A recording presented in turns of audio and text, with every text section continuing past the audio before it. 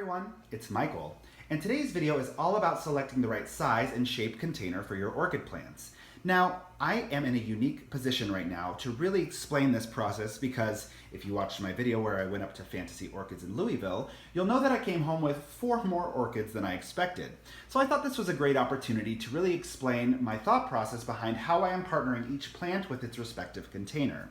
So just a quick side note, I'm not going out and paying full price for these containers, I thrift for them. So it's kind of a fun adventure to go through this process of hunting for the right container. And when you find it, you know it's the exact one that you were looking for.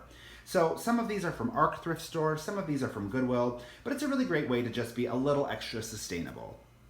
So that being said, I'm going to pull the 4 orchids that I just purchased and we will talk through how and why I am placing them in their containers. Our first subject in this discussion is my brand new Epidemic green Hornet. Now, you may have already seen the repot video, but I did choose its container for a very specific reason. If you look on the left, you'll see its original potting container, which, if I were to put it in this while it was empty, it would have fit with just a little bit of room to spare, which is perfect, and it really illuminates the concept of sizing slightly up. Now, stability is very important to orchids. So if you take a really big orchid and you put it into a gigantic container, it's going to teeter-totter, it's going to wobble, that can cause root breakage, it can cause all sorts of problems. Stability is super important to vigorous growth. So that's why you want to size up just slightly. Now that being said, I'm talking specifically about the width of sizing up. So I'm talking about, how can I explain it? It's like how the container is hugging the plant. I'm not necessarily talking depth, because that is a different discussion which we'll get to shortly. But this is the concept of sizing just slightly up, and that's why I chose this container for this orchid. Now let's talk about my new Mini Cattleya Purple Blue Hawaii. So the concept that I'm trying to hammer home here is the idea of using the Dryline to your advantage. Now, what the Dryline is where the evaporative processes that are happening at the top of the container meet the wicking processes that are unfolding from the bottom of the container. So where those two processes meet, you have a Dryline. Now, a lot of orchid growers or semi-hydroponic orchid growers will try to work against that because they want to maintain uniform moisture, which I can totally understand. But you can really use it to your advantage. For an orchid like a Cattleya, which we know likes to dry out a bit in between waterings, you can position the orchid where it is about 50% above the dry line and 50% below the dry line, so it's getting that same general climate that it prefers.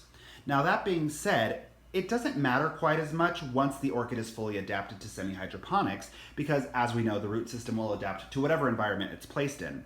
But at the onset of the transition, you want to make sure you're giving the orchid what it has been getting classically. So this is a really great way to honor that.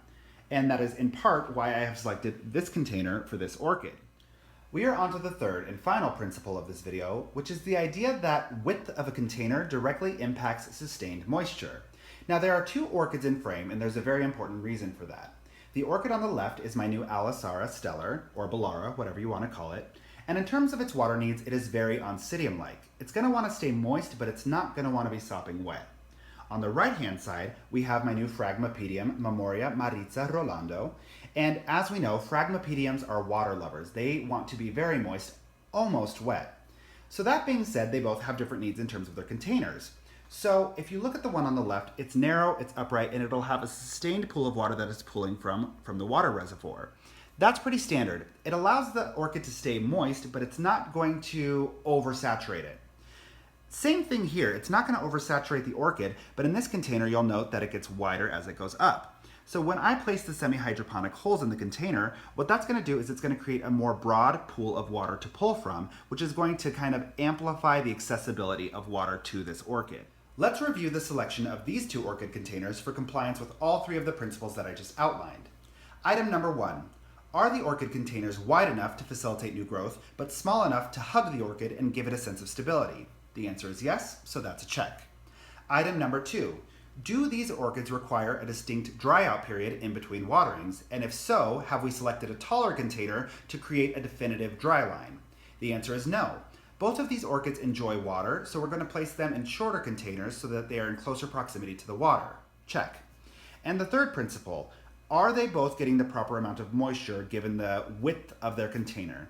Check. The answer is yes. That's pretty much it, guys. That is my thought process and how I decide what container goes with what orchid. Now, stay tuned for the videos where I repot each of these lovely guys into the containers that we just decided upon.